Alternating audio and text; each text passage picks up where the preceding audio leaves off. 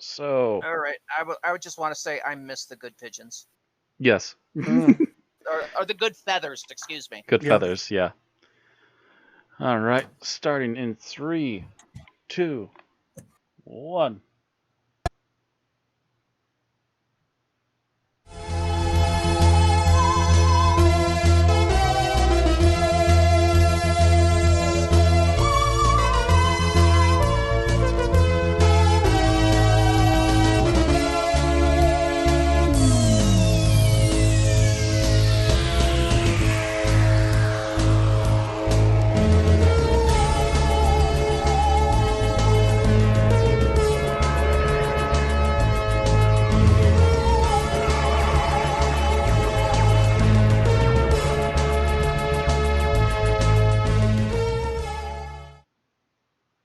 All right. Welcome, Time Lord worshipping wanderers, evil machines, and the name Minions is pretty on the nose, isn't it? This is episode 383 of an Unearthly Podcast, streaming live on the 16th of December 2020, and featuring Underworld, written by Bob Baker and Dave Martin, and starring Tom Baker as the Doctor, Louise Jameson as Leela, and John Leeson as the voice of K9. I am Bill Sylvie, the Man in Black, and I sincerely hope that cannibal sandwiches are not real. With me are Randy Ronson McCulloch, It's made of people. People! Mad Matt Winchell, The silent grain is delicious. and Thomas Fireheart. All these minions and Diamanda Hagen's nowhere to be seen. Nice. All right. So how's everybody's week been? Well, aside from getting sick, it's been okay-ish. As I said in the text chat before, like the other day, it's just I don't even like to say seasonal because it can just happen when the fuck ever, really. But I usually only deal with it a couple of times a year. And that this time it was brought on by like a random shift in temperature into getting like randomly cooler.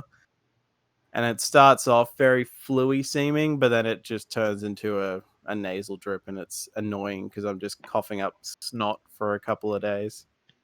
Yeah, it sounds like more or less the same thing I've had for about 2-3 weeks. Because after that, it then moves down into the lungs for a little bit, and then, hey, look, it's done. I'm suddenly reminded why I'm so happy I found that over-the-counter allergy pills heal most of my nasal wounds. I'm thinking my nasal issues are the cause of most of my problems. Maybe. Other than that, I have to say my week has been more or less uneventful, although just after watching the first episode today, our oven died. So that took an additional half hour or so to get dinner back onto schedule and then try and finish up the rest of this show. Thank goodness I start early. Well, we had to put our cat down over the weekend. We had to take him to the vet a few months ago. He had developed hyperthyroidism. So the vet gave us medication, which the cat, being a paranoid son of a bitch, decided we were trying to kill him and refused to take it.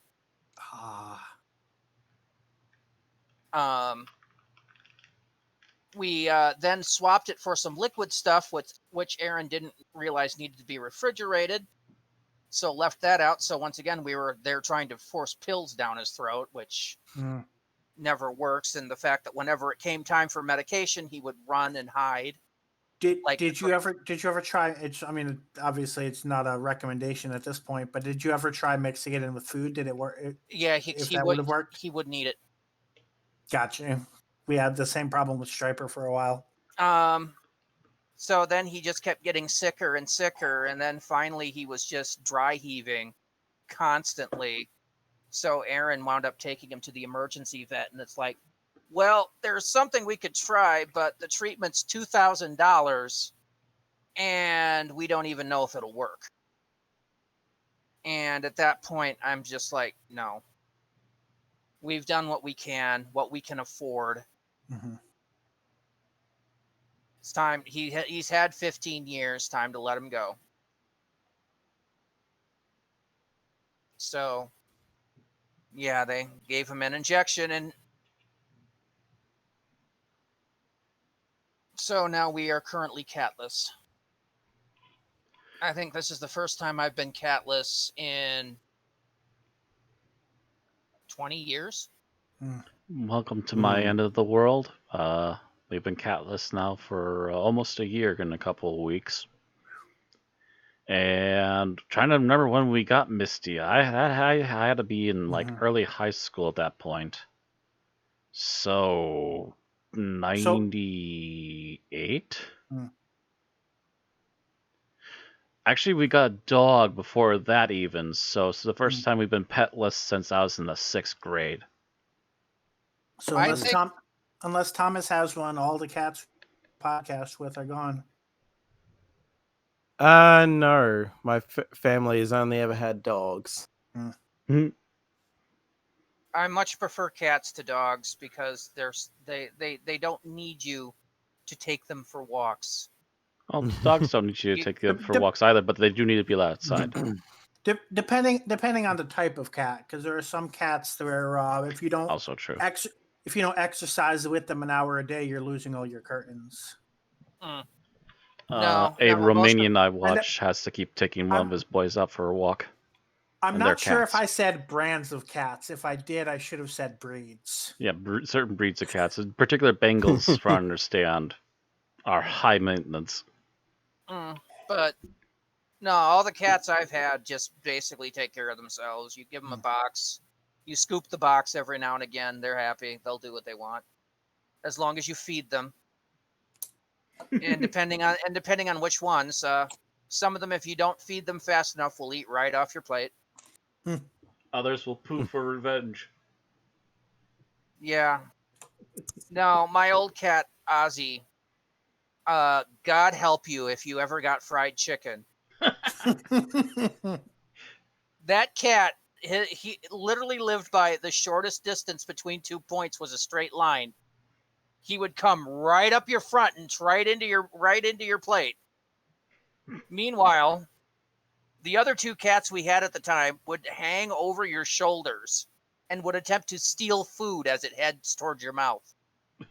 And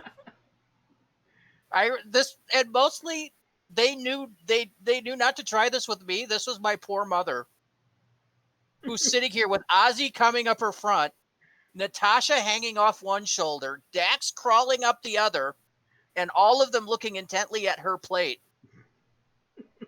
She's just looking at me going, help. I'm like, nope, you did this to yourself.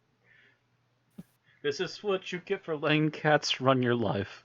This is what you get for feeding them little scraps off your plate. You give cats an inch, they'll take a mile. Yep. Meanwhile, you don't give them any inch and they'll take an inch. Meanwhile, our dog was a very good boy. He was a little too nosy, but he would still at least stay on the floor and wait for you to give him something if you were going to give him something. Yeah, but you see, dogs sit there and they give you the most pathetic look in the fucking world. You see, ours, he would watch. He's not so much pathetic, but he would watch it close. And as soon as he realized you're about to give him something, he would do one of 2 tricks. He'd either stand up on his hind legs, give a snort, or do both. If he did both, he instantly got the treat. Most of them give you this sad, depressing look, like please feed He'd me. get a little antsy, but he was not a beggar. He was nosy, but he was not a beggar. Oh no, they're not deliberately begging. They're just giving you the look.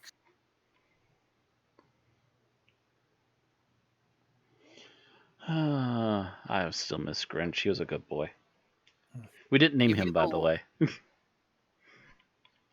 Gave you the look like he hadn't been fed in years.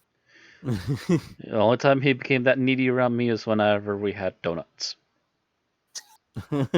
I still occasionally get these massive donuts called skunks. It's like a giant cinnamon roll bigger than your hand with white and regular chocolate frosting on the top. And the outside edge would usually be a little dried up for a reason, depending upon when we got them. And so I'd occasionally give them little bits of the outside edge. Mm.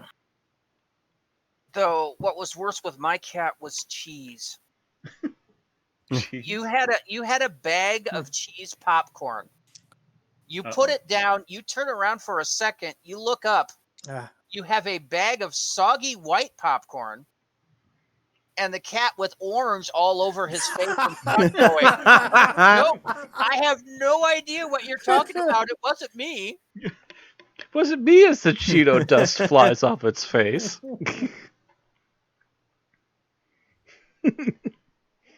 That's the thing I like about cats, is they're perfectly willing to lie to you blatantly.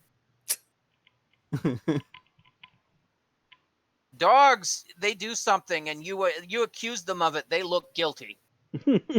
Cats, they do something, you see them do something, you accuse them, they're like, what, me? No, that wasn't me. That was the other guy. There is no other guy. That's what you think. Smoothly walks away. Yeah. Or then you get the other times where they're like, "Oh, you see me doing this thing that I know I'm not supposed to do. Now I'm going to do it harder." Mm-hmm. What you gonna do? Reprimand me, human? Am I not supposed to be on the bookshelf? Well, let me knock a couple books over. Cause she don't care about your shit. While you're watching me. Mm-hmm. Cause she own house. Cause she own you. Anyway, on tonight's show, we've got birthdays, news, not a lot, a little bit, some geek talk, then our episode summary, our review, our final thoughts, and our ratings. So let's get into it, shall we?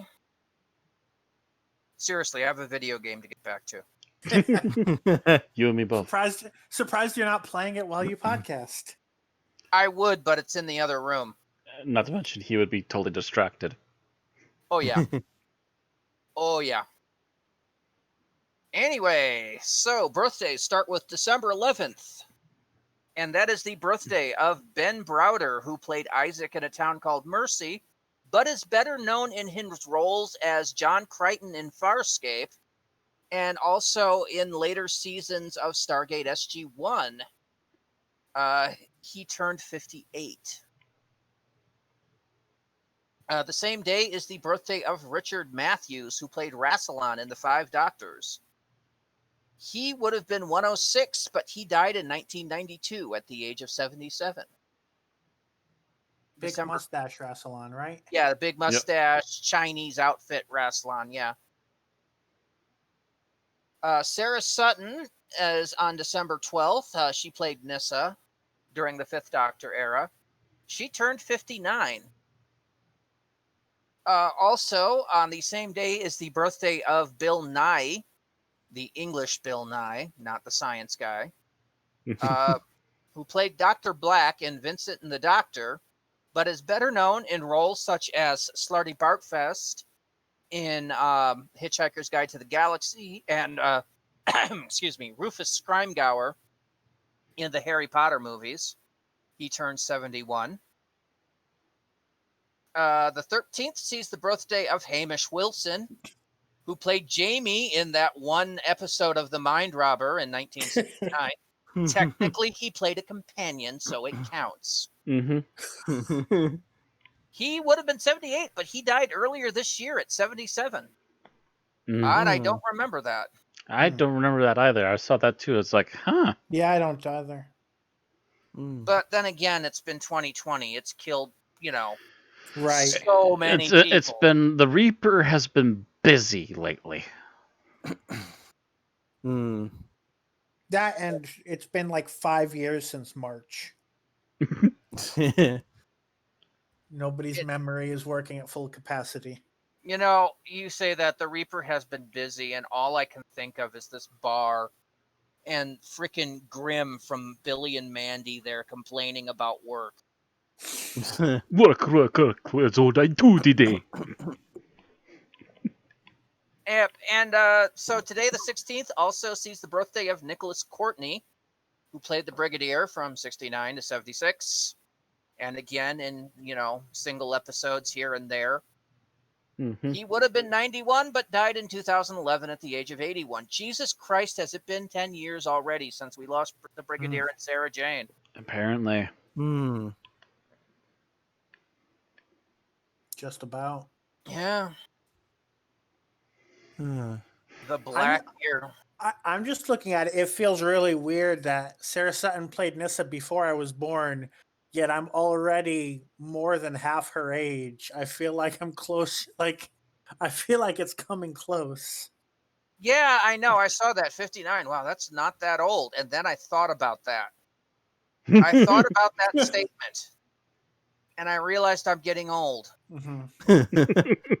Oh. Granted, I have a bit to go before my 50s, but it sure doesn't feel that far away compared to 1983.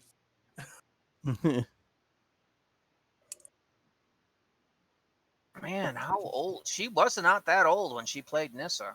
No, she had to been in her late teens, early 20s. Mm-hmm.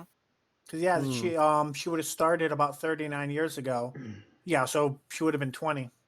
Mm-hmm. There you go. All right.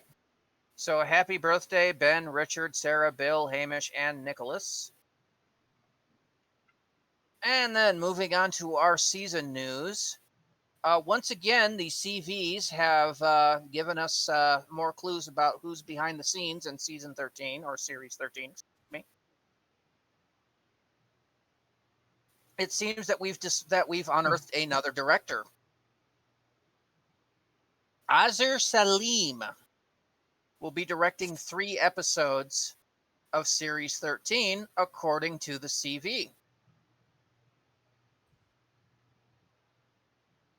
Salim has directed things such as The Conversation, Project Artichoke, Baghdad Central, and Muse.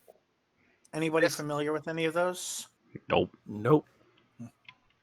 Nothing I've heard of before, and nothing in science fiction, which does worry me.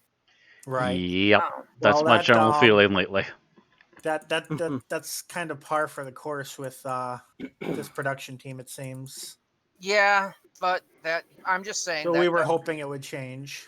Mm-hmm. Of course, they previously mentioned that Jamie Stone, who directed 4 episodes of Series 12, was doing at least one block of 13.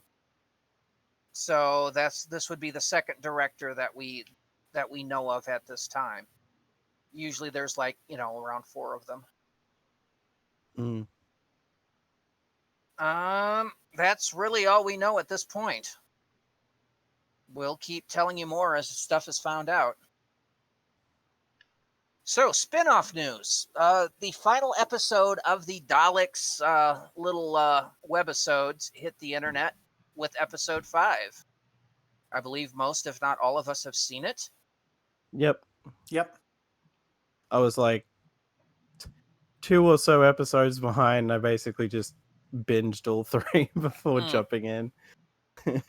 So, tell us what you thought, Bill. Oh God, tell me this is not another week that I'm first in everything. Yes, it is still another week that you're first. Fucking. Okay, so with this, I was a little confused here because it seemed like the strategist might have in some way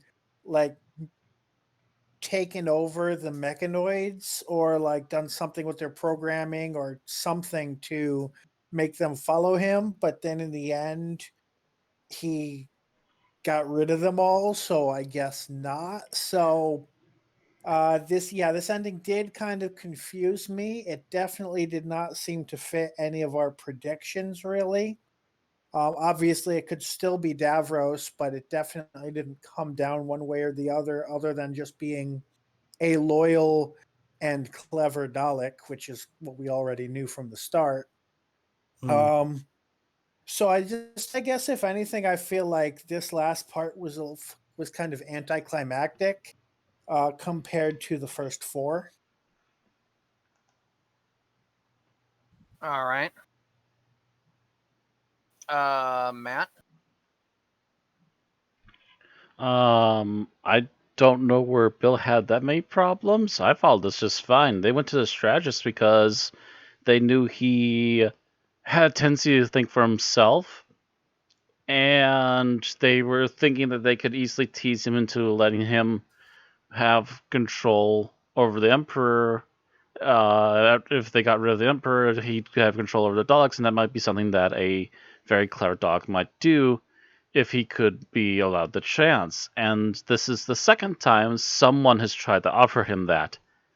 They don't realize he is the main player, just that he's behind the Emperor and he lets the Emperor take all the glory. It's the good, safe place to be.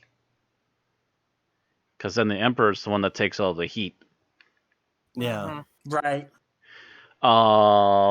So he played them hard and long with like a little fiddle and got rid of them. Just sucked them all through that gaping other dimensional hole and got rid of them all again. Which is also, I will say, a twist that was actually kind of interesting. I was expecting the fight to be a little more brutal. I kind of figured there was going to be more hidden Daleks on Skaro. They always lie deep. There's always more Skaro to be uncovered. But I did not expect them to be able to plot the I keep wanting to say something else, a different name. I always figured they would have some sort of plot to help get rid of an enemy like this, and actually their experience now has made them an even bigger problem because now they can basically summon up a rift to suck things out. Although I do like that last little foreboding touch at the end too. Before one does forget that there's a little touch of apparently that other dimension is still aware and is still possibly trying to seek a way to come in contact with the Daleks again, because I don't know what the deal is, but apparently they really want to yeet the Daleks into their universe and do whatever it is they're planning to do to them. Which Yeah, I that gives forgot to me mention theories at the- too, but I don't have anything grounded for sure. I forgot until you mentioned it. I do wonder if that rift ability is how this ties into the larger Time Lord Victorious series, or I haven't really been following it other than this because everything costs money, but it has to tie in some way. And if the Daleks having a strange new power would definitely be a way for it to tie in. All right, Thomas, what do you think? I think ultimately this was a scenario of just feeling like I kind of agree with Bill in the sense that this felt kind of anticlimactic. And maybe that's like personal expectations not being met in certain things. It just feels anticlimactic in that sense. And this really doesn't feel like a conclusion to something. Like, I get that this is part of the greater Time Lord Victorious thing, but you would think that there would be like, okay, this is fairly self-contained and has like an ending that still alludes to further stuff, but I don't know, for whatever reason, at least for me, this did feel kind of like, oh, okay, so I guess I've got to look up more Time Lord Victorious stuff to see what the fuck happens after this, which, is probably their hope, that people will be like, oh, well, now they've actually got me hooked, which, no, I don't think this, as much as I have liked watching this, I don't think they've hooked me enough for me to go, oh yeah, I'm willing to drop a ton of money on all the other stuff. Yeah, because that's got to be damn near like $1,000 by now. The amount of Big Finish audios that have come out for this, Yeah. which is like at least 10 to 20. Not to mention the comics, the novels. Yeah. Video games, I think, if maybe. Was it a VR thing? Might have been. Good chance. Yeah. I feel like I remember they said there was going to be like some VR tie-in. Maybe it was just a video game, but I forget. All right. So I thought the ending was okay. They cleared up the main issue. The Daleks there. They never revealed, of course, whether the strategist was Davros or not, which most of us were thinking. But they left it open that they could do this again if they wanted to. I think they might have just left it that way because that might be a reveal in another Time Lord Victorious thing. But they wanted it available to be standalone if this is all anybody saw. But either way, it was okay. It wasn't, awesome, and it wasn't terrible. But I came off with a, well, that happened kind of feel. So, all in all, I guess mediocre would be my thoughts. Anybody else have anything? That's right. There's also there's also escape room tie-ins, which those have basically been cancelled. Yeah. Yeah, nobody's doing escape rooms right now.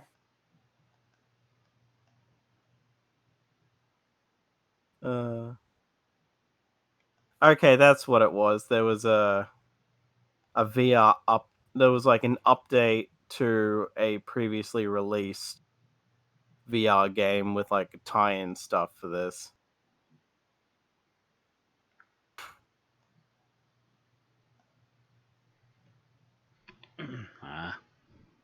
All right.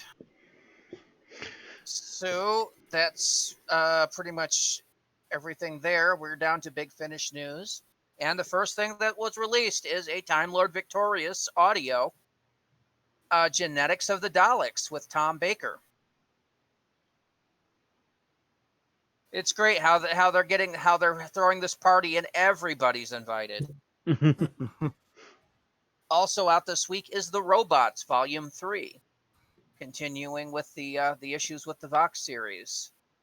And free for download this week is Torchwood: Aliens Among Us Comeback with John Barrowman.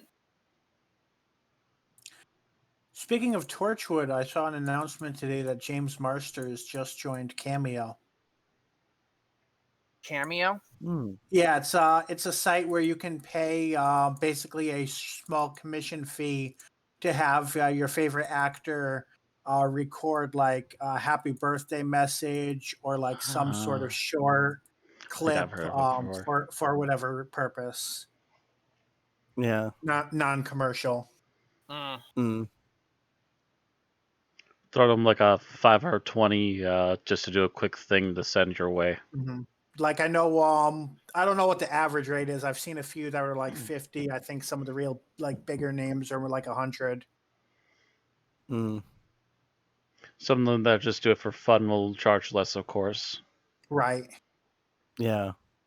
There's probably YouTubers on there that are doing it for $5 or $10. I don't know. Also very possible, yeah. All right. Well, that's all the news this week. By the way, that will be the last free Big Finish download for 2020.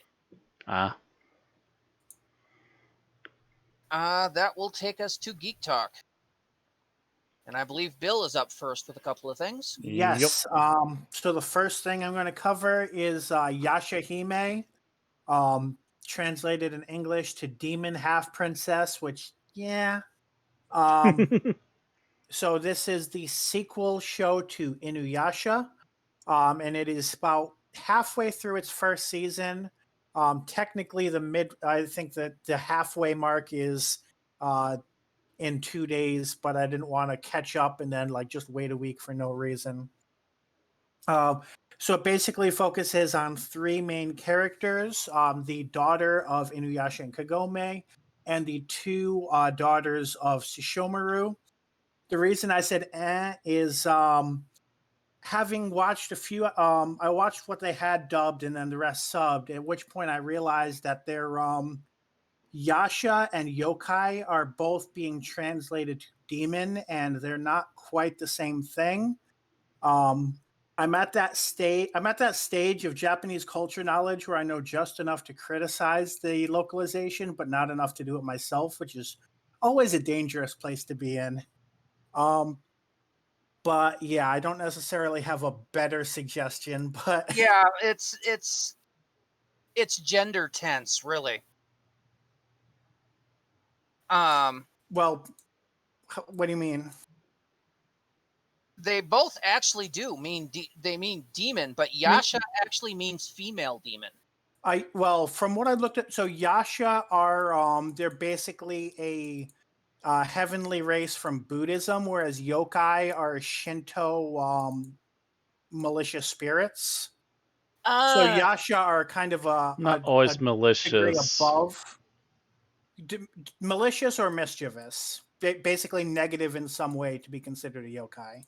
Yeah, but mind you, Buddhism translates differently through each culture. Right, and also Chinese, Japanese. but that's what I'm saying Japanese Buddhism, but yeah. As for I didn't remember them being a heavenly being in Japanese Buddhism. They're related, like the 12 heavenly generals are like it's either way. I don't don't want to get too off track, but it's basically a sort of god. It's like I wouldn't even call them a god. I think a Yasha would be more of a higher being or higher form of a yokai. There's a reason why Inuyasha's family are considered royalty, and I would say that the Yasha title would be tied to that based on the folklore that I've seen. And I don't want to get too off track, so I'll leave that part of it at that. So it focuses on these three main characters, and all three characters are basically some mix of the characters of Inuyasha, Kagome, and Sesshomaru.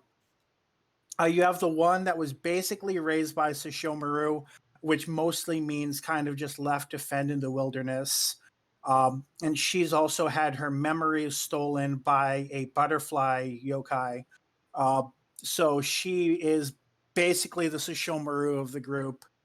You have the daughter of Inuyasha and Kagome, although she never knew her parents because of something hinted at in a flashback but never really revealed.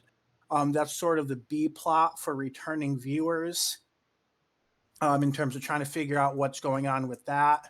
But she has, that kind of feral dog attitude that Inuyasha had, but and a weaker version of Inuyasha's powers, as well as all of Kagome's powers.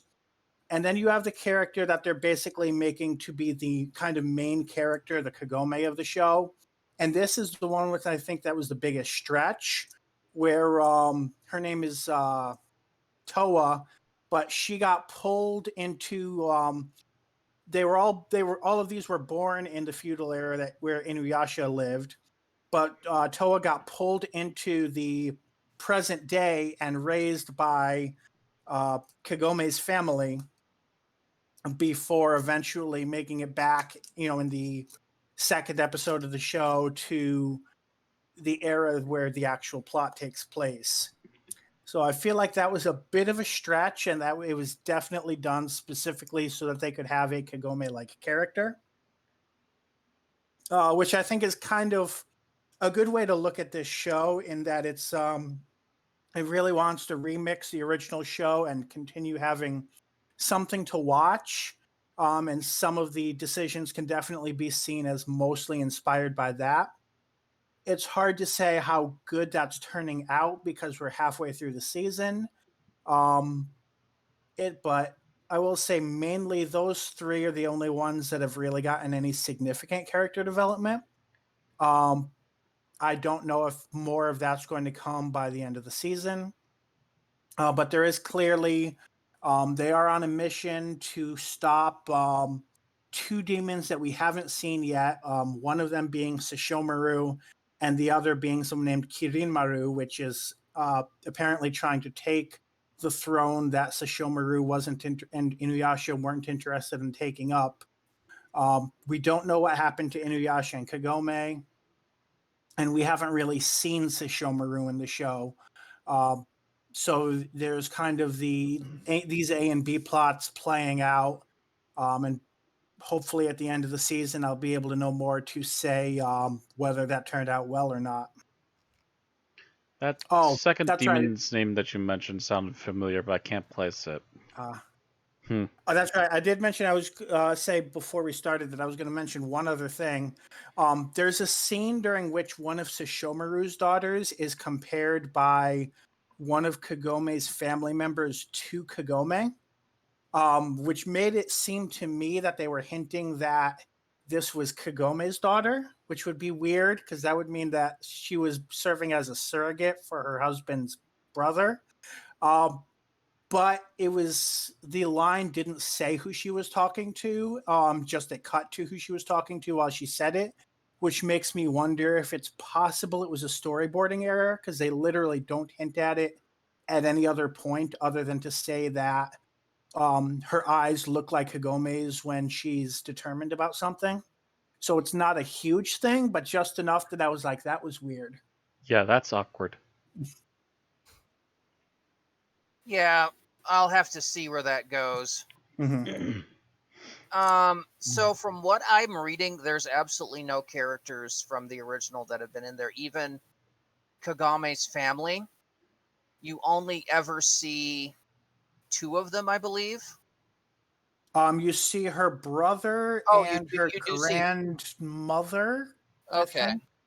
Grandparent. And you see Yeah. her brother's wife and his Yeah, daughter. and kid. Yeah. Yeah, those are new characters. Okay. Yeah, the I- brother I- we've seen, but he I- was very seldom in there. I figured if there was anybody that was returning, it was the brother. Okay. Yeah. We do see other than that one flashback I mentioned, they had I get the feeling that this is like Firefly where they had a longer pilot set and then the studio came back and said, "Yeah, now make a shorter pilot." Cuz there's the one episode pilot which is half flashback and half scenes from episode 7. And then there's the two-part pilot which is a more proper pilot and introduces you to the characters. Yeah, probably. Maybe. Honestly, this just reminds me that a streaming service I use keeps being like, "Hey, give this anime a shot," and I'm like, "Dude, I haven't even watched all of Inuyasha yet. Like, calm down." I need to catch up on Inuyasha.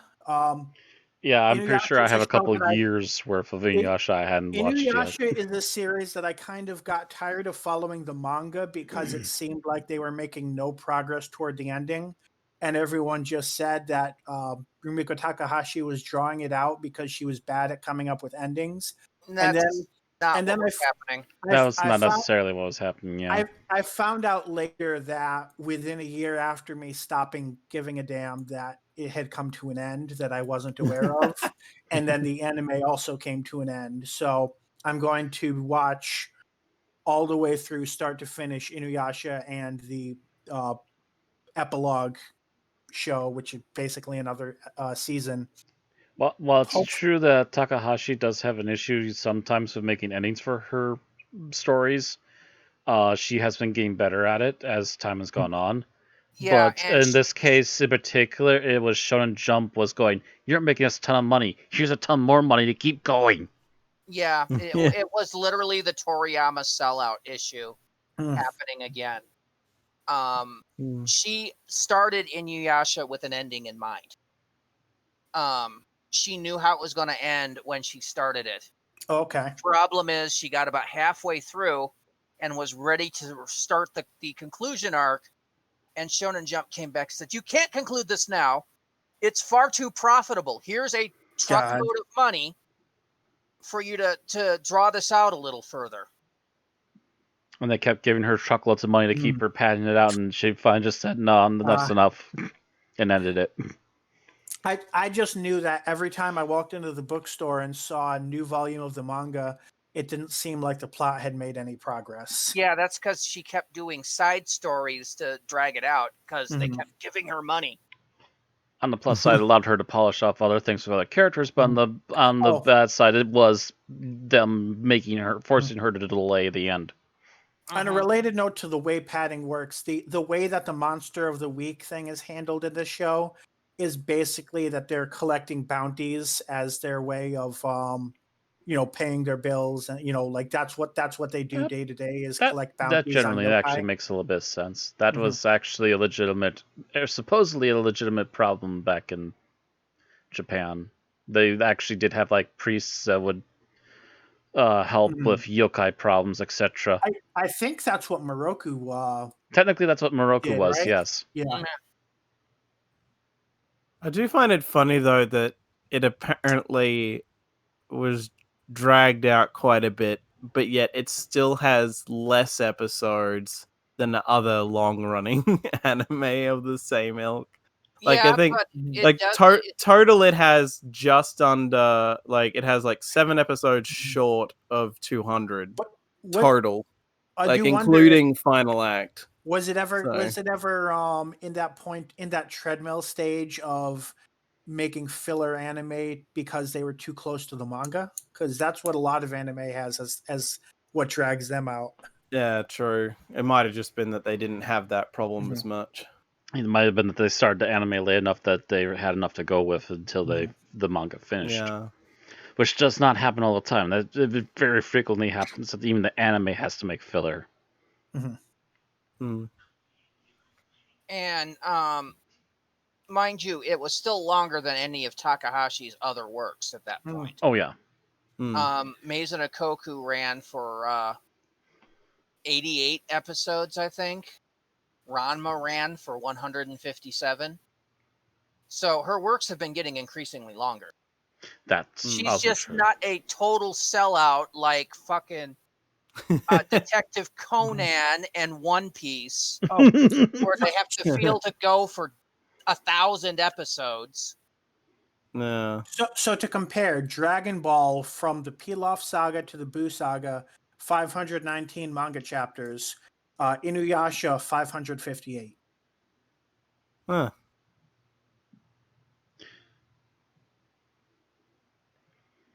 Yeah. Assuming Google is reliable, I didn't follow those links and verify. Like we also said, Takahashi was given all of the money, whereas I'm pretty sure Dragon Ball and Dragon Ball Z, there's no. actually a set plan for most of it. Not I exactly. said most, not all of it. I've Problems happen. They from always what I've happen. seen in interviews, I can say most of it was planned by Seat of the Pants. Yeah. I mean, like the entire thing with the Boo saga was that it was supposed to shift the focus to Gohan, and then people got pissy, so it went back to Goku. That was my response to Thomas's thing about it not dragging on as long as other things. Maybe the anime didn't go on as long, but the manga, yeah. But that's about it for Yashahime. I think we've carried that long enough. We carried that long enough. The other thing I watched, and I stuck this under television streaming because it doesn't really qualify as a movie despite its name. Final Fantasy VII Machinabridged, the movie came out. This was by Team 4-Star and is the finale to their, I think it was 3 or 4 seasons, yeah. The 4 seasons so far in Final Fantasy VII Machinabridged. And it's basically just an extra long finale. It's the equivalent of if episode 60 of DBZA had been called DBZA the movie. But so kind of like episode 60 of DBZA, they don't really introduce any new comedy to it. They let the characters that they've created, that they've adapted from the original, make the comedy, and then they did the finale straight. A lot of stuff that I normally do in disc 2 that I thought the abridged had skipped, they basically saved for this movie being disc 3. So all of this, the Wutai side quest with Yuffie reconciling with her father. Again, it played out like the game, except that the characters are completely different than they are in the game. So it was different, and that's where the comedy drew from. The same thing, Vincent's subquest or side quest, things like that. Barrett finally got to dreaming about murdering Hojo. Barrett finally got to have a conversation with Bahamut. Hmm. which did lead into another joke, which I don't think was quite as good as the Bahamut joke. So in general, it was a solid finale to their long-running show. It was good that they were able to get the Cloud actor back because he's now an official actor in the My Hero Academia dub, I believe. Oh, okay. So it's good that they were able to do that. That's probably why they had to chunk it into a movie. But I wouldn't consider it a movie in the sense that, I mean, I probably would not watch this unless you've watched the abridged so far. Again, the characters are different enough yeah. from the game that you're going to just be confused and angry if you try to watch it on its own. But it's a solid finale. And I didn't realize that the Barrett actor basically was the writer for this entire series, and that Masako X had edited it. So something you learn. But yeah, solid finale. Just make sure you watch the rest of Final Fantasy VII Machinabridged if you plan to watch it, because that's what it is. It's just a finale. It's not really a It's movie. a finale movie. It's not a standalone movie. Yeah. Yeah.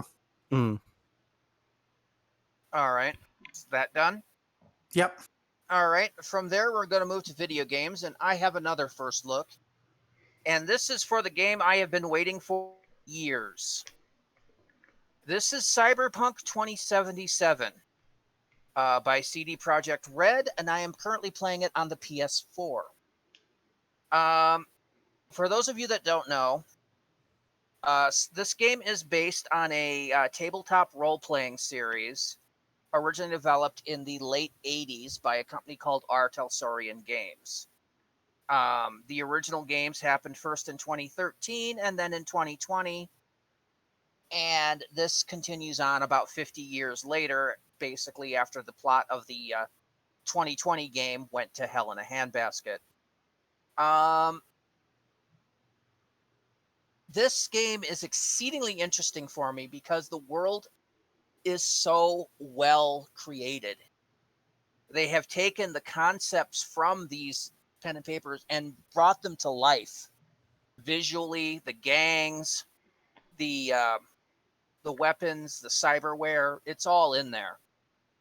I can start playing for hours and not realize I've been playing, with any time has passed. Really, I can sit there in my Conapt and watch television networks for an hour. I can drive around the world and will see something new every time I drive around. The game itself plays very similar to Grand Theft Auto, with a touch of Watch Dogs because you can visually hack stuff, and a touch of Assassin's Creed through their stealth system. So you mash all of that together into one game, and put it in a dark dystopian future, and you've got Cyberpunk. Now, if you've been paying attention online, you may have heard a lot of people bitching that this game is horrible on first-generation consoles. I've been playing it for about a week now, and I haven't had any of those visual problems. Have I seen a few bugs? Yes. Have I crashed a few times? Yes. But not any more so than any Bethesda game I have ever played.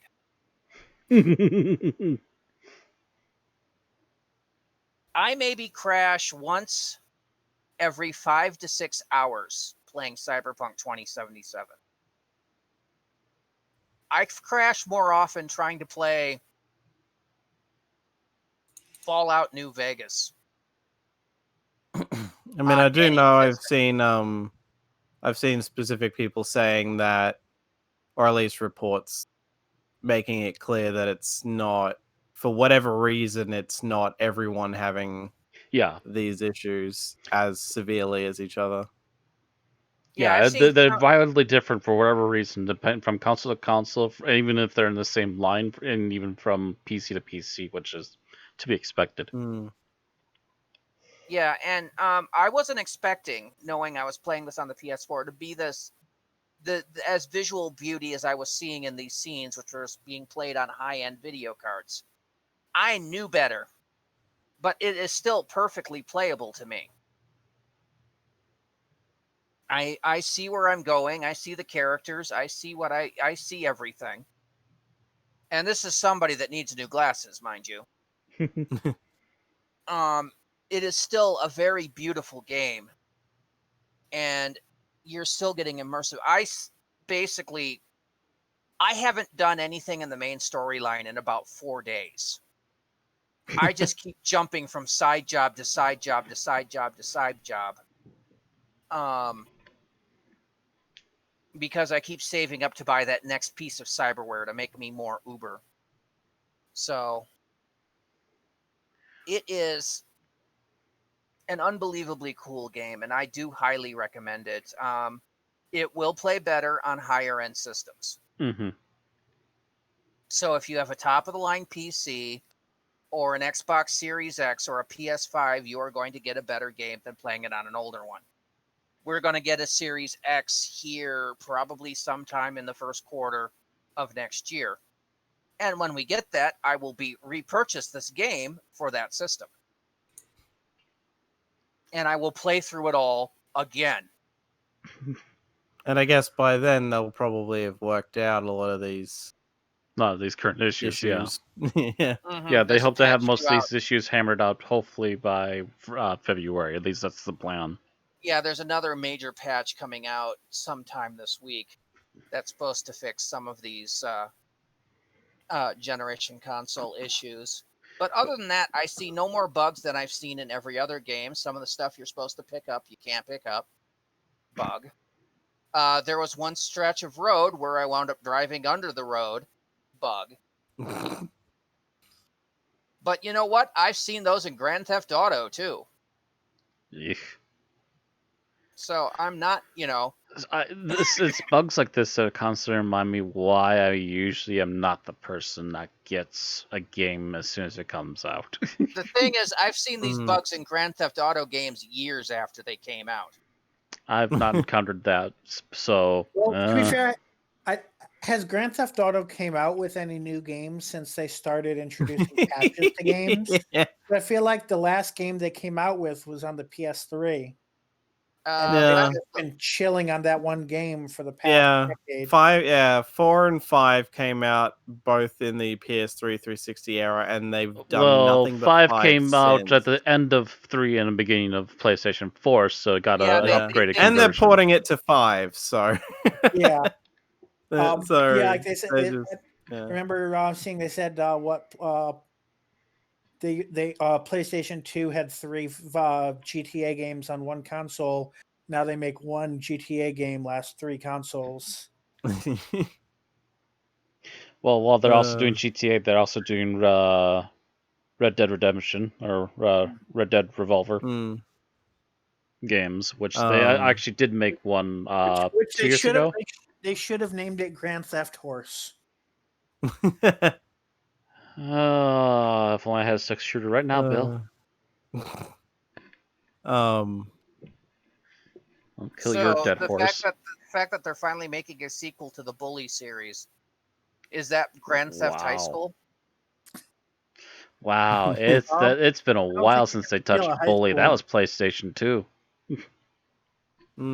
But yeah, it's the car driving and carjacking does feel like GTA. You have a star breaking the law system like GTA, only far, far more lethal. I mean, I've played Grand Theft Auto, 5 stars, taking out helicopters and tanks with a rocket launcher for an extended period of time. You get 4 stars and this Max Tech comes down, you're fucking dead. Just to let you know, Max Tech is basically Night City's C-SWAT division. They're there to take out cyber psychos. People that have put in too much metal and have gone absolutely mind-bendingly, psychotically insane. These are grade 1 threats, so these people use maximum force to take them down. So they're malfunctioning Cybermen. essentially full of. If Cybermen had rage issues, yeah, if you can imagine Cybermen with rage issues, you've got a cyber psycho. Well, it's the problem is that it's not like they converted the emotions out of them either. It's the fact that these are still functionally in the brain humans, but so much of their physical humanity has been stripped away that they just go completely bananas. Yep. Some of them are war vets having war flashbacks, so it's not fun. Mm-hmm. I spent a good chunk of one of my days taking out cyber psychos for the Night City PD. Not fun. But yes, this is a very involving game. The world is, very in depth, very well. The world is very well built, and it is a very immersive RPG. So if you can run it, I would really suggest it. Yeah, if you can run it, that's the big key there. You might want to wait a couple months and wait for all those big patches to come out, but I'm just saying, hopping on it right away might not always work as good as it does for Randy right now. And there you go, Matt. Poo-pooing games you haven't played. Randy, I have seen endless hours of bugs. I literally saw a And man Matt, who you was say running that about every game. Randy, just hold on a second. I have literally watched a guy trying to stream this game and literally got frustrated with so many crashes in a short period of time that he literally just said, okay, fuck it, the stream's over. Because it literally crashed on him 5 times in less than an hour. I will say the funniest glitch that I've seen for this game so far is what seemed to be, it was supposed to be like the opening like title shot, like here's the title of the game. And it's just like goes from looking all right, then they look out a window and then it looks like this really choppy Microsoft simulator fucking thing with buildings, and it's like, oh, that's quite And sad. again, Randy, I'm not saying that people having a good time in this thing ain't happening, but I'm also saying there are people having a really rough time and they're really pissed off. Yeah. One of those things where it's like you can tell they were trying to rush it out to just get it Yeah, they out were focusing finally. on only certain versions. It feels like to Mm. get possible. That is actually confirmed. They were focused on the PC version. Mm-hmm. There you go. They weren't Which- giving they weren't giving first gen consoles a really big thing on it. They've said as much, because they were planning on focusing on next gen consoles after the first of the year. There is a next gen console version that's supposed to come out, I believe, in March. And with it, there's going to be some DLC. The DLC is free, by the way. Mm-hmm. But yeah, they kept thinking these bugs would be fixed prior to this, and it just didn't get done. But they are patching it. There's a patch due in the next day or two. But like I said, I haven't had that many problems, so it is possible that it may be perfectly playable on PS4. It is not as vibrant as the trailers you've seen online, but it still looks decent. You're still talking to characters. It still manages to spark the imagination. Mm-hmm. And I do love the universe, even though it's lethal. You literally can, by the way, be in what's relatively safe neighborhood, walk 2 blocks over, and be dead in seconds. Because you've walked into the wrong zone, and it will kill you. Thus said, within the first 24 hours of the game, I saved up, bought myself the maximum level of dermal armor I could possibly get, just so I had survivability. I went from armor of about 27 to 227. Because I know that this is Cyberpunk and it's freaking lethal. Alrighty. Are you good on Cyberpunk for now? Yep, I think so. All right. At least until I get further in the game. All At right. least until I get further in the game. So Oh, wait, there was one more thing. Hmm. There are some parodies in this game. If you didn't think it was enough like Grand Theft Auto, there is some things they freaking parody. There is a series of missions where you're tracking down these AI cabs that have gone rogue, and one of them is voiced by freaking, what is her name? Ellen.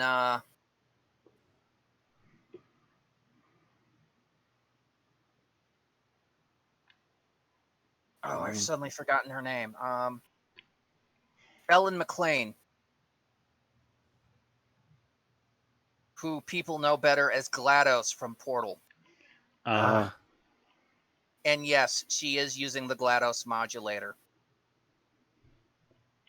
It is basically one gigantic Portal parody. Pretty much Portal 2, because she's talking about how much she hates you. Next, you're gonna stick me a potato. I hate potatoes. But the fact that they actually got her, the voice of GLaDOS, to do that, instead of just having somebody that sounds a bit like her, I'm just like, yes.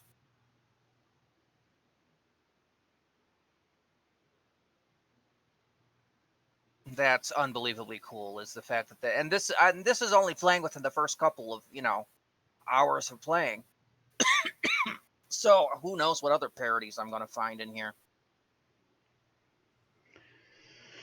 all right. Are we ready then? Yep.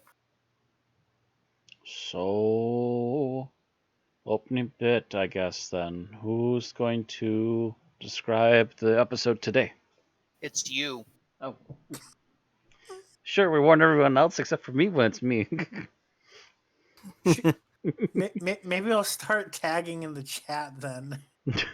Because I have no clue. I'm just sitting here, who's coming next?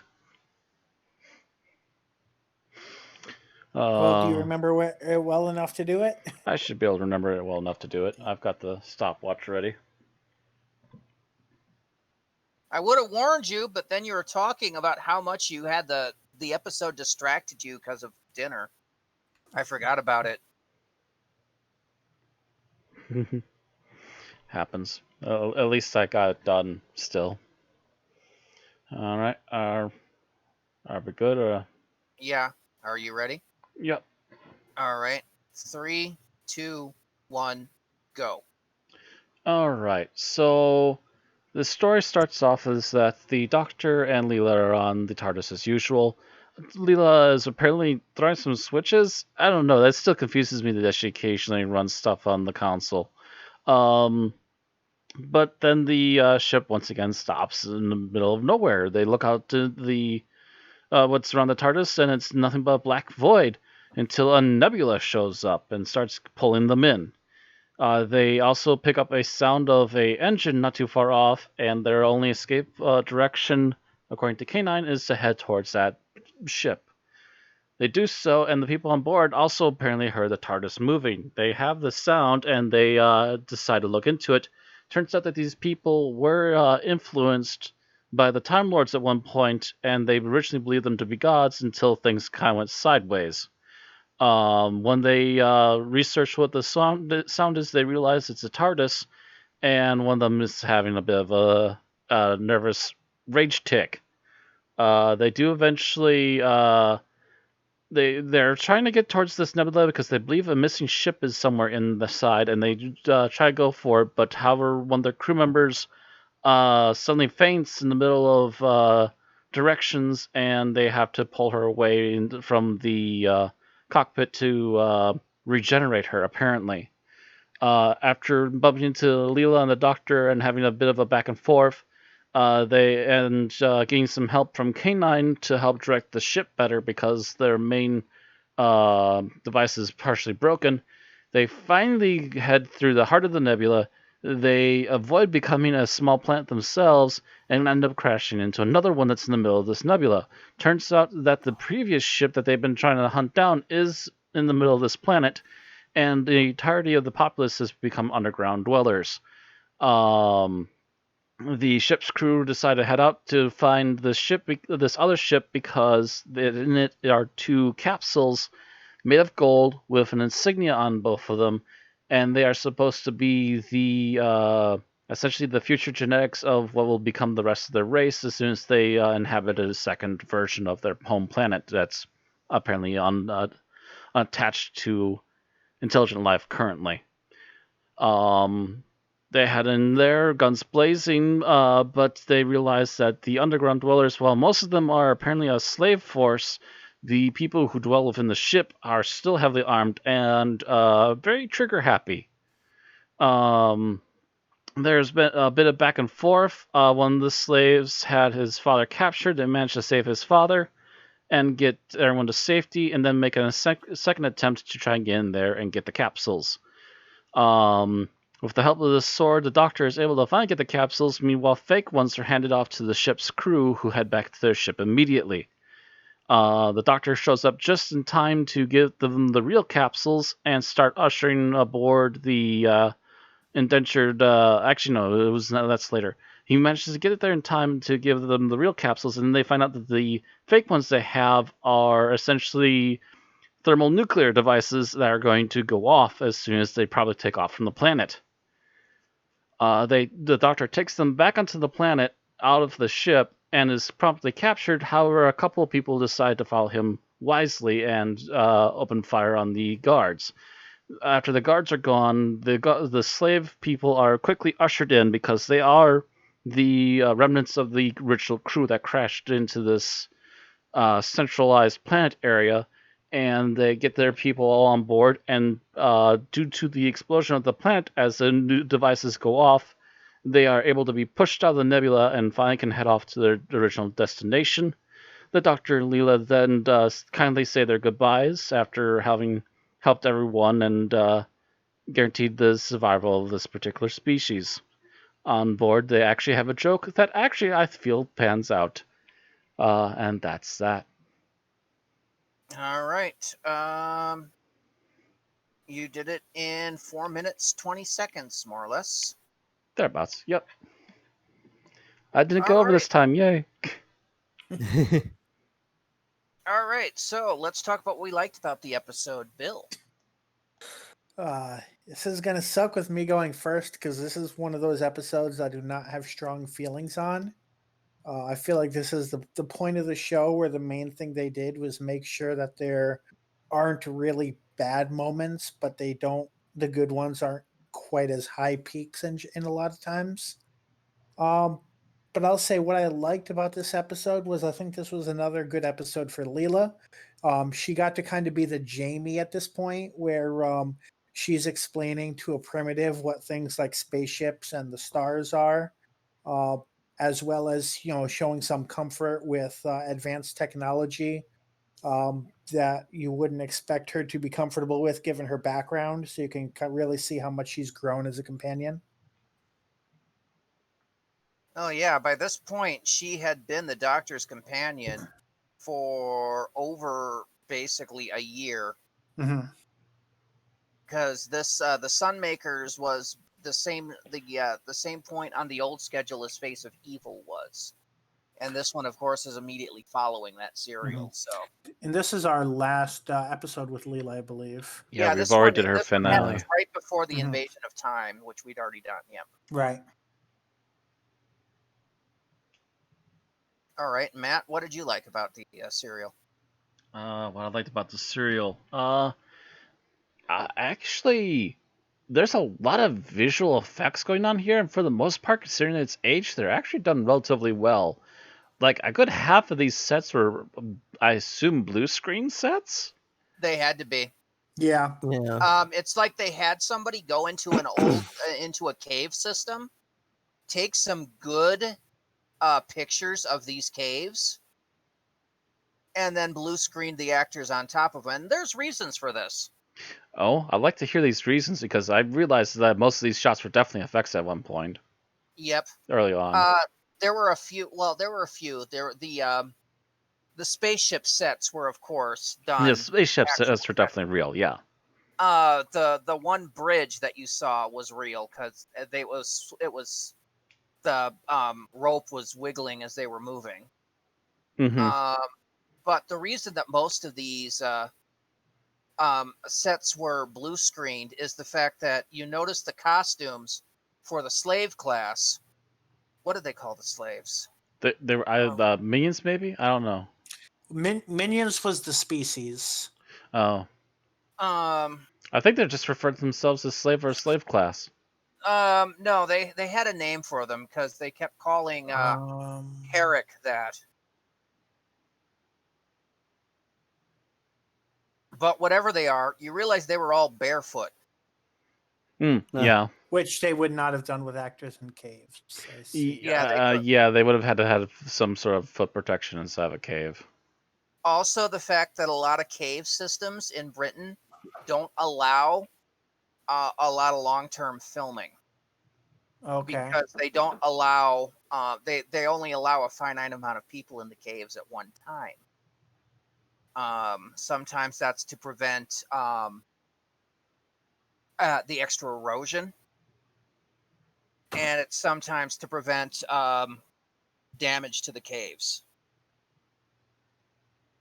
because a lot of those caves are old and they're sometimes kind of brittle because they're limestone.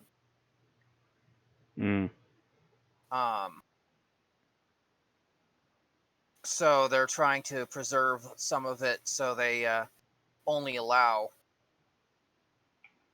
finite people and people that are properly qualified, that kind of thing. Okay.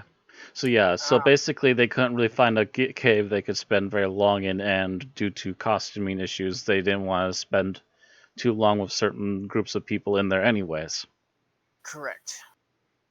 So that makes less sense. I like I was saying before though, to get back on the point a little bit, I definitely can tell it's like a blue screen or something, but I will say, considering how rough a time Doctor Who has had with the blue screen effects and stuff, I will say this is actually genuinely better than most of the stuff they had done at the time.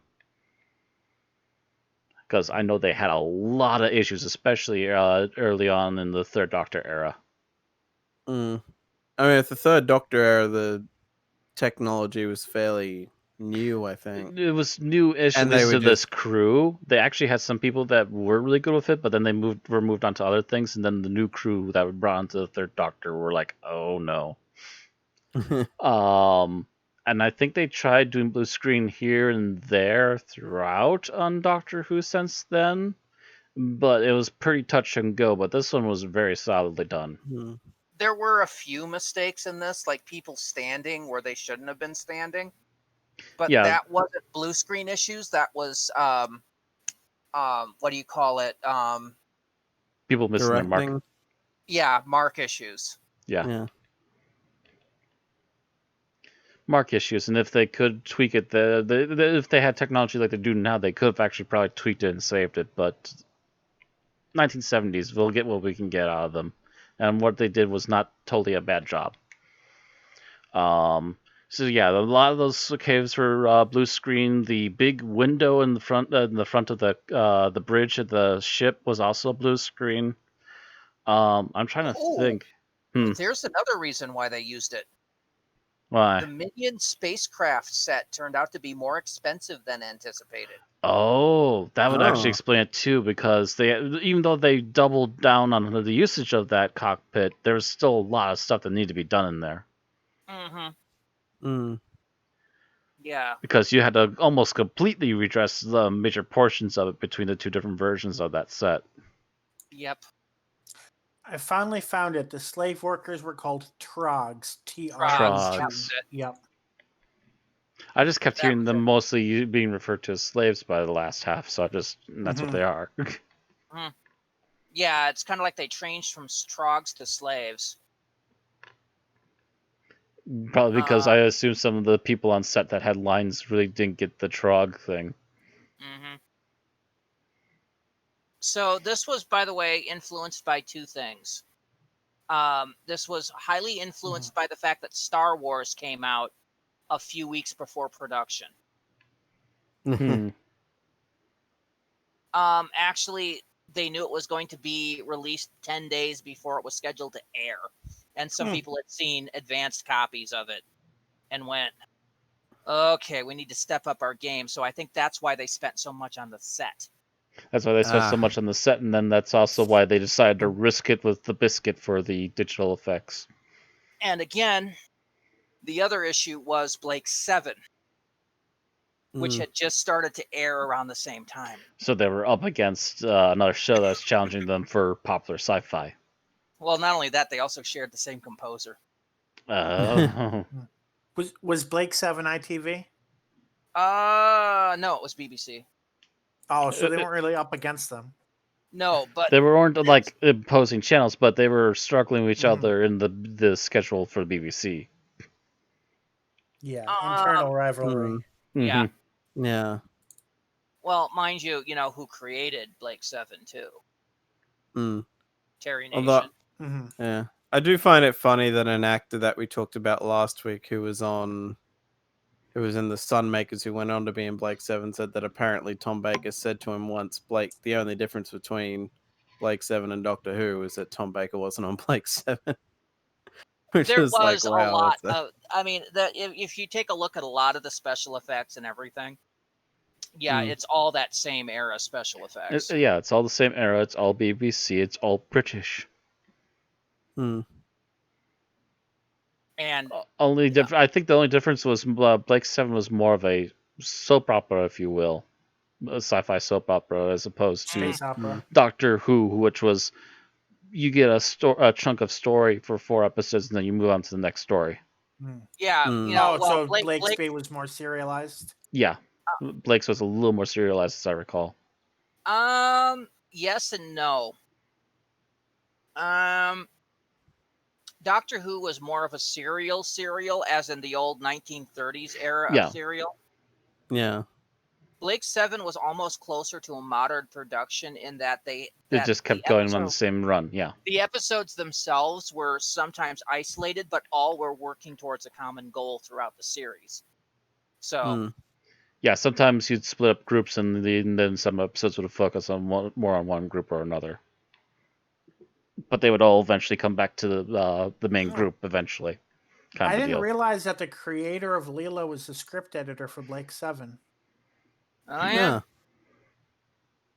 Oh, yeah, the shows had a lot in common. It's a small world. And because I was looking up to see why Blake 7 didn't have the Daleks if Terry Nation made them, but apparently the producer and script editor rejected the idea. Oh, that wouldn't surprise me that Terry Nation would have tried for it.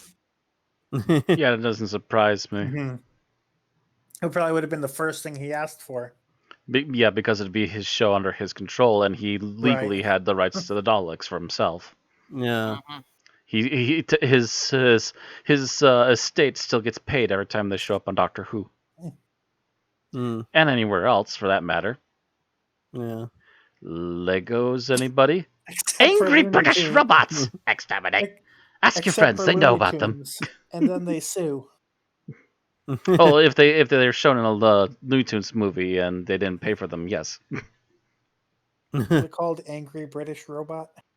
In the Lego movie, they're referred to as Angry British Robot, and they did pay the license for it. Yeah. As far as I'm aware on that one. So, yeah. David Maloney produced it. Dudley Simpson exclusively scored it. And a lot of other departments, including production designers, costume designers, makeup designers, camera and lighting, were all manned by people that also worked in Doctor Who. So, wow. So, yeah, a lot of the background people were all in the same 2 shows. Yeah. I mean, I guess I shouldn't be ultimately surprised because you're essentially working for the BBC and just getting shuffled around as... Yeah, you're getting shuffled to one shore or the other, depending upon where you're needed. You're working for the BBC with sci-fi experience. Well, here's this other sci-fi show that we're doing. Yeah.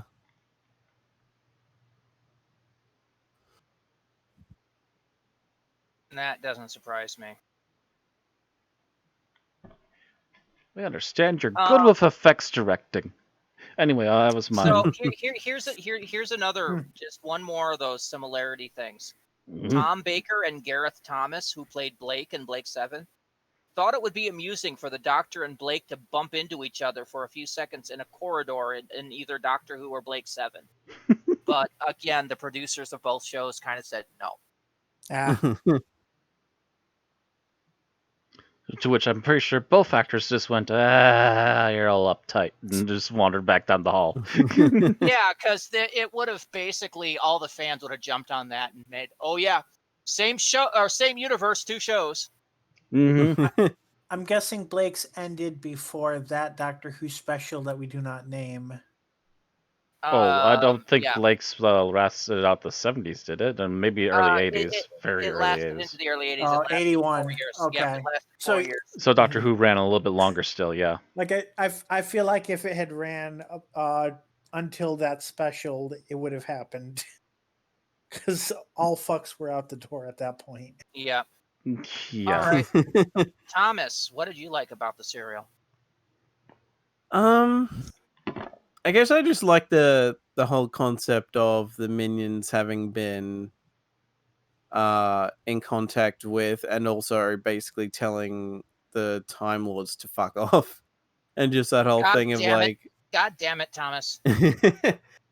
of yeah, just like in a way, I was almost gonna be like, well, you could argue that's also a negative, because it's like, well, wait a minute, how did they fight the Time Lords off? But then again, they have technology that essentially de-ages people, so it's like, okay, they probably had the kind of technology that they'd been given by the Time Lords probably to be able to threaten them to leave. All right.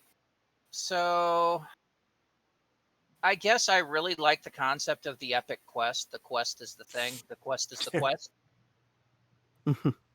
It's almost like the Mandalorian. It is the way at this point. It had become a religion for them. Especially at the end when they thought they had succeeded, and it was like they're just walking off like, it was cult-like. They lost the ability to like communicate other than to acknowledge the quest. Other than acknowledge that the quest is finally done. The quest is finally done. And no, I'll save that. All right. So let's talk about what we disliked, Bill. So I think I disagree with Matt in that I feel like the special effects aged really poorly. I felt it felt like they were just not up to all that they tried to do, and what you said about the issues with the caves makes sense to why they did that with chroma key. But even like the laser effects, I feel like were really like took me out. At times, it seemed like they the reactions of the actors and where the lasers were going did not even seem to match up. And overall, I felt the special effects were not up to the task of what they were trying to do with the episode. I just feel like you hate on visuals. For lasers on Doctor Who, those were actually pretty good. Yeah, I was about to say, those were, compared to what we saw literally a week or two ago, those lasers are advanced, man. Then maybe they should have waited a couple of years before doing anything with lasers. Bill, 1970s, get over it. Seriously, right. You gotta stick. All right, Matt, how about you? Anything I particularly didn't like about this? There's nothing in particular you are allowed to pass. You know what? I'm gonna say that I feel like some of the villains were a little overhammy at some points. Like they weren't eating the scenery, but they were very much mustache twirling almost constantly. Like, how can we torture the lower people again today? So they were Death Eaters. What were they called again? Trogs? No, the people that, like, you're saying, like the ruling class that spoke to the Oracle, there were right? Trogs, Guards, Seers, and the Oracle. The Seers, that's right. That's the ones The you're the talking two about, were the right? Seers. I think so. Is the Mhm. so no? So it wasn't the Seers. What was the second one? The The guards. guards. The guards. Yeah, the guards were constantly mustache twirling. It's just gotcha. like, oy. Oh, so Yeah, they they were were- they, they were- they they were were the like- middle they were like- management with a chip on their shoulder. Yeah, They basically. were like the Death Eaters from Harry Potter. They were malicious. Yeah, they were just straight out malicious. They're straight up malicious, and they're straight up malicious on literally their own people, which also makes them a little more scummy when you think about it. Mm. Because the two groups above them are literally robots. Yeah. Well, I'm not sure if the Seers were robots or bioroids or what the fuck they were. They were something made by the cyborgs. Guardian. Yeah, I'm just not sure how much of them was metal and how much of them were real. Were they Silverhawks? I don't know. All right, Thomas.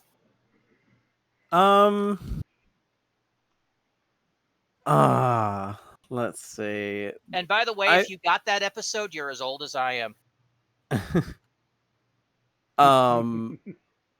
God, this. I feel like my problem with this was just that it's just kind of felt like it coasted along with nothing like overly able to keep my attention, and so it was just like, oh shit, it's over. And it didn't really feel like there was any big sort of climax. The climax is just like, okay, I'm gonna dispose of these things and bye. It's just like, oh, okay. That would just sort of ended. Okay, so your issue is that you thought the ending was weak. Yeah, it was a little meh. Yeah. All right. So my issue. Costuming. Those guard outfits. Oh, What were they thinking? everything fabric, yeah, with the little dots.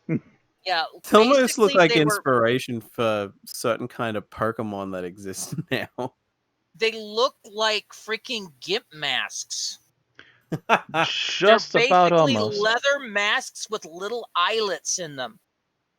I will say, Forcing your guards to look through tiny eyelets to see what's going on is a good idea. Let's give them virtually no range of vision. Honestly, the ones that had white outfits just made me think of it like I was almost going to make a joke at the start of like, oh, damn it, we've got space Nazis, and now we've got the Space Clan.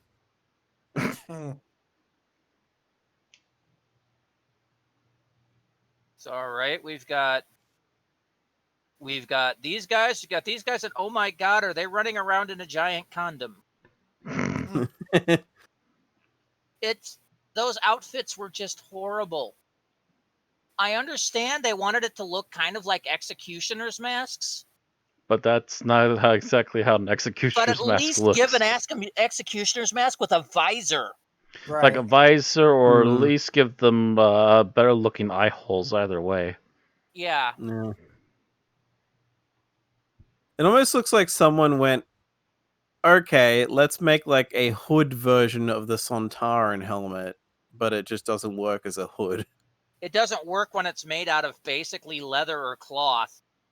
Yeah. Do you think they had budget for leather in this, Randy? No, it was all cloth. Well, I don't know if it's cloth standing in for leather or if it's supposed to be cloth. Even if it was supposed to be a stand-in, it didn't quite work. Just okay, favorite scene. Bill. So I'm going to go with, I like the bit where the Oracle is basically foiled by, I guess I'll say her, because I think it had feminized voice, own, or its, I don't know, its own scheme, and is just like, well, fix it. Like, we can't because of you. And like, well, we're fucked then. And if I was an impressionist, I would comment on the earth-shattering kaboom, but I am not even close to earth-shattering kaboom. That. All right. Explosive space So modulator. you like the scene where basically the Oracle decides to commit suicide because it's failed. I don't know if it so much decides to as it set up grenades that can't be defused and then Well, couldn't defuse them. it basically commanded her two guys to just open them and end it. Okay, Matt, your favorite scene? Favorite scene. Oh gosh.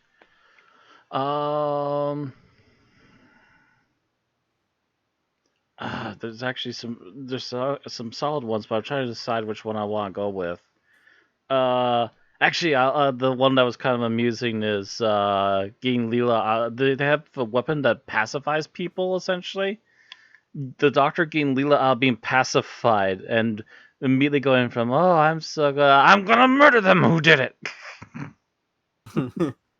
Leela being pacified in general was great. It was kind of amusing, yes. He's so nice. He's so, who did it? I'm gonna murder them. Pulls out her knife. All right, Now, Thomas, Leela. how about you? Your favorite scene? I think I'm just gonna go with the bit where they're hiding in the mine carts. Just because that's kind of like a funny visual to me. Like that could have almost been like a worse scene or something, but it's just like something about it is just kind of funny. That it just works. Okay.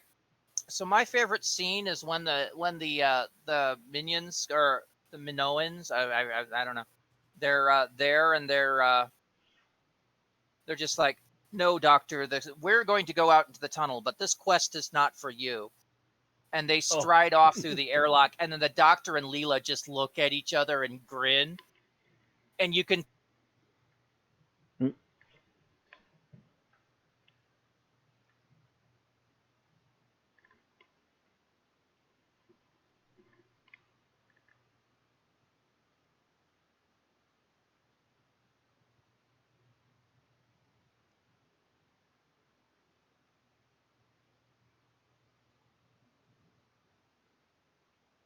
Alright, sorry about this.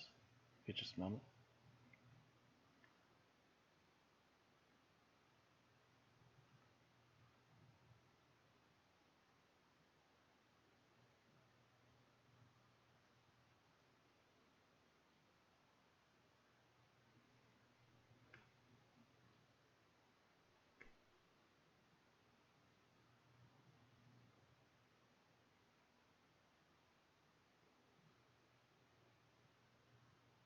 Matt, And I'm checking the stream to make sure enough Yeah. minutes not. Can the There rest we of you go. hear Looks me? like the stream is still running. Oh, there we go.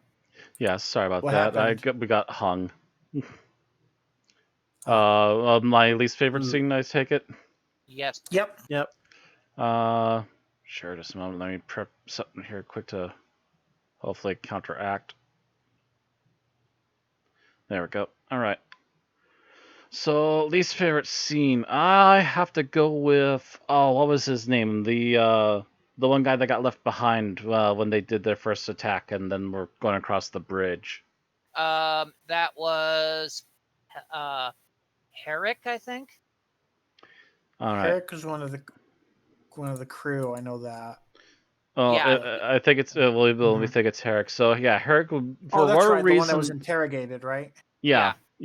For whatever reason, he decides he needs to stay behind and keep shooting, even though they haven't even accomplished their quest yet. It's just like, I'm not going to give up on this, and just keeps firing. It's like, dude, you could have easily just delayed them a little bit and then caught up with the rest of the crew really quick afterwards. But no, he just, for whatever reason, just stays there, gets shut down, doesn't even get killed like he was apparently planning to be killed, and then gets carted off and interrogated. It's just like, okay, what was the point of him doing this? This is literally a setup. And it was literally, you could have written that better. Like, they had stopped to have an argument, and he's like, no, I'm not stopping. We're so close to the goal. We can't do this. So he's actually having an argument with the captain, Jackson. Yeah, or And even then if there was then enough of then a them that beam there. comes out and hits him from behind, and you see him fall, and the captain then leaves him thinking he's dead. That would have been one way to do it. The other way to do it, would have been that he fell behind the group as they're backing out, and he happens to actually take a wrong turn and gets shot. Either way would have worked a lot better than what they did on screen. Mhm.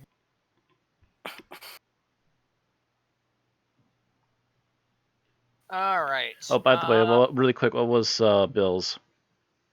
I passed. Oh, you had passed. You not couldn't come think up of a with one, really yeah. bad thing. Okay. Right. Thomas. God,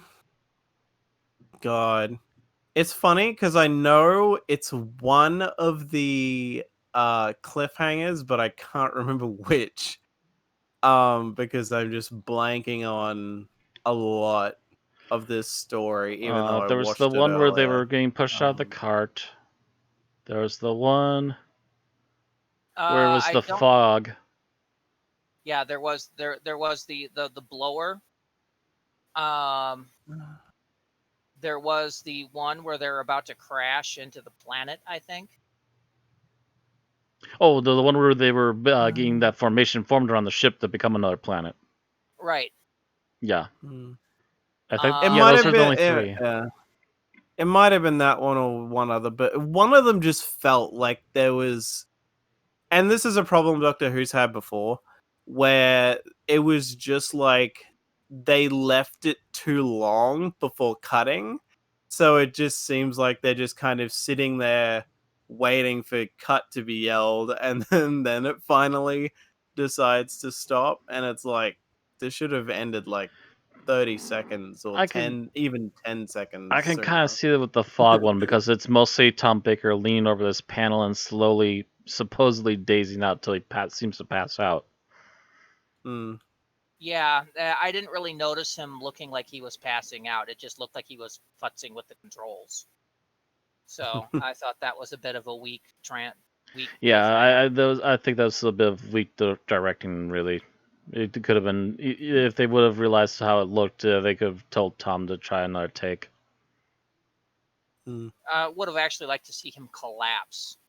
And then at Yeah, the yeah, start look of the like next he's actually episode, starting to really slip, and last second seems to be falling off the thing. Yeah, and then the next one you see him after he's collapsed, you just see his arm reach up and push something or just manage to do something with the screwdriver, and then it yeah, like sucks it see out. him do like a close up of what he's working on, and then see him pop something just before he falls over, and then the smoke reverses after he I collapsed, and a few seconds later you see his hand grab on the thing I again and I pull I, himself up. I do love his line in that cliffhanger. Is that anything that can blow can be made to suck? And I'm sitting here watching this, and all I can think of following that is that scene from Spaceballs. Sir, So, it's Mecha Maid. She's gone from suck to blow.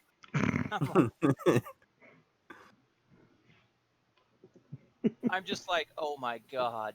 Does that count as a reverse the polarity scene? he didn't say it, so no.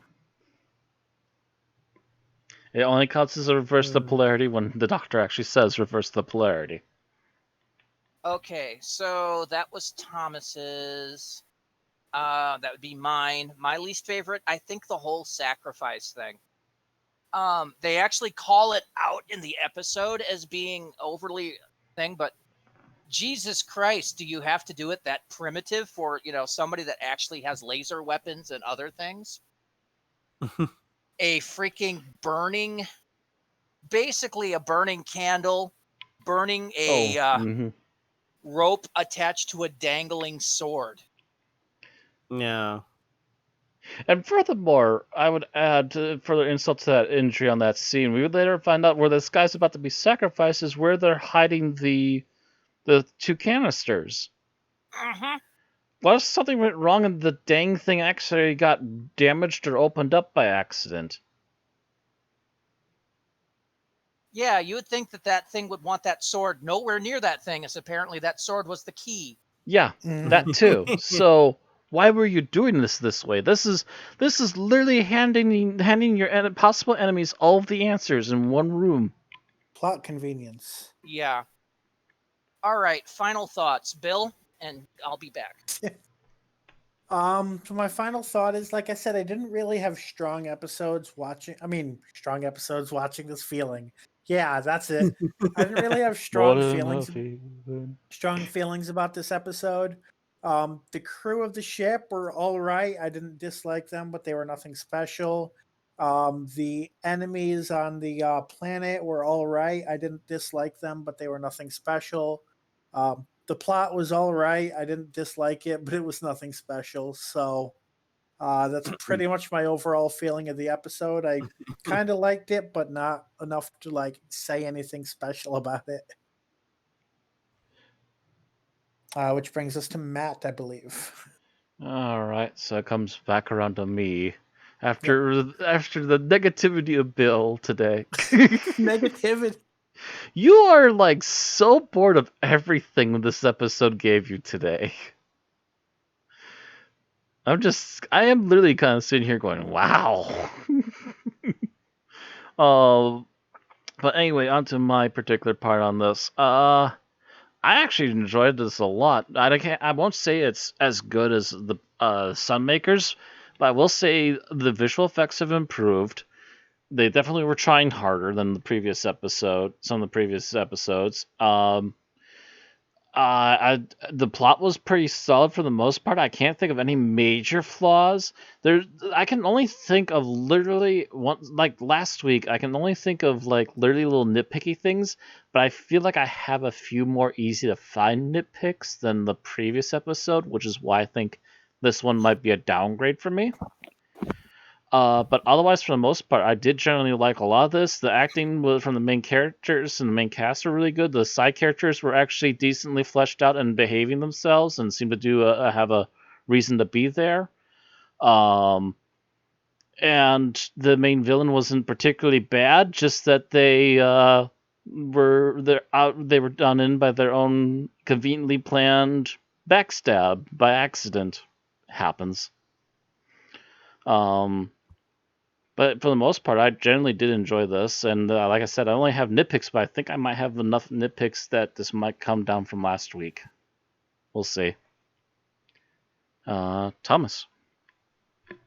I'm a lot closer to Bill in that this had a very hard time keeping my attention. Like normally I can tune most other things out, and I'll only like pay attention less if it's my second go around. This there was things that I'm glad you guys clarified, because I'm like, I had no idea that that happened, because it's in one ear out the other. My brain has just not retained this story that well. So my opinion might change on it with further viewing, but first impression, it's not bad, but it's not like amazing or anything. Like it's not it had a hard time keeping my attention, but it's not like it's bad or boring. I mean, this is not Web Planet or anything like that. This was more like, oh, it's over. I didn't even realize that it was over yet. Whoops. Sort of a moment. But yeah, like I'd still recommend people to check it out, but you could wait. All right, so I guess my thoughts in it is I'm closer to Matt than I am to Bill or Thomas on this. I thought this was pretty decent. There were a couple of small plot holes, but the writing otherwise held up pretty well.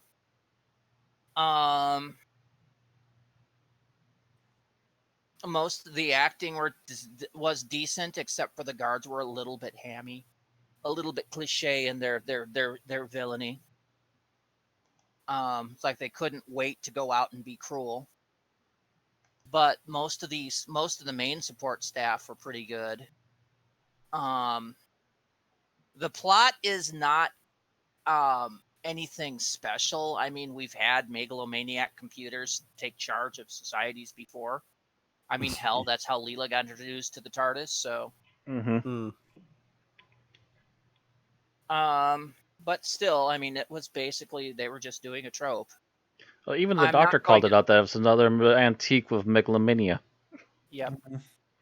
I mean, I'm not saying, I'm just saying that that's not going to make the writing extraordinary, but it's going to make it decent. All in all, I'd say this was a good to pretty good episode.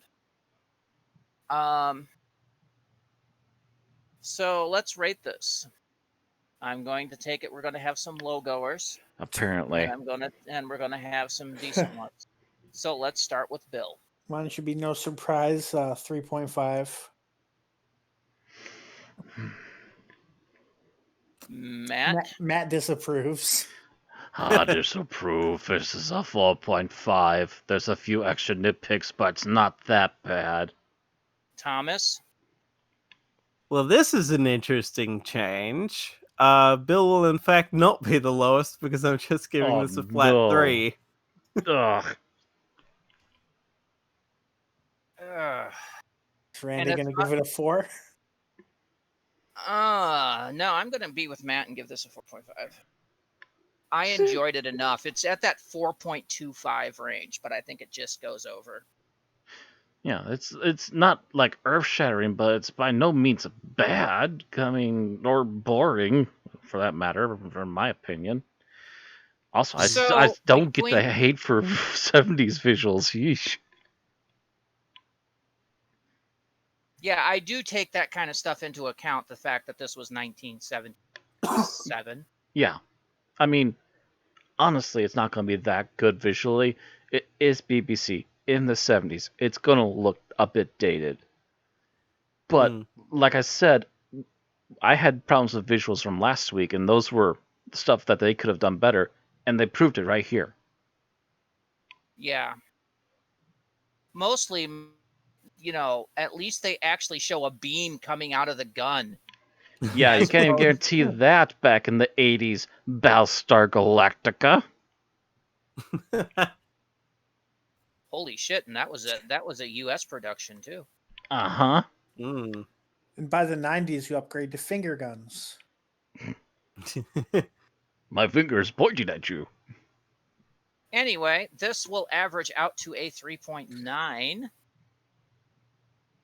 And will come in at number 201 out of 369 things reviewed. So it is not near the top of our list, no. It is on par with The Crotons, The Power of the Daleks, The Doctor's Daughter, Gardens of the Dead, The Chase, The Next Doctor, Blink, The Monster of Peladon, Midnight Kerblam, Into the Dalek, K9 and Company. Ooh. Come on, this is better than that. Warrior's Gate, Colony in Space, The Brain of Morbius, Deadly Assassin, and Knock Knock. It is better than Keeper of Traken, Boomtown, Ghostlight. Ghostlight gets so low. The Faceless Ones, Enemy of the World, Girl in the Fireplace, End of the World, etc.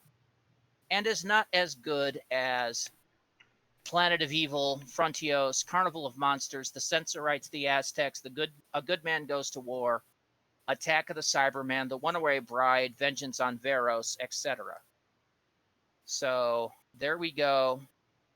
It is 201 out of 369. That is all we have to say about Underworld. All right, so please let us know in the comments. Do you agree with any of us? Do you think it should be a 5? Do you think it should be a 2? Let us know. Like or dislike the podcast. Let us know how you feel. And don't forget to subscribe to us on YouTube to keep getting our exports, or follow us on Twitch to get our podcast live as we stream on Wednesday nights. All right, next week we continue the Fourth Doctor serials we've yet to review. We fast forward a couple seasons to Romana 2 as they face the creature from the pit. Written by David Fisher and starring Tom Baker as the Doctor, Lala Ward as Romana, and David Brearley as the voice of K9. See you next week. Good night.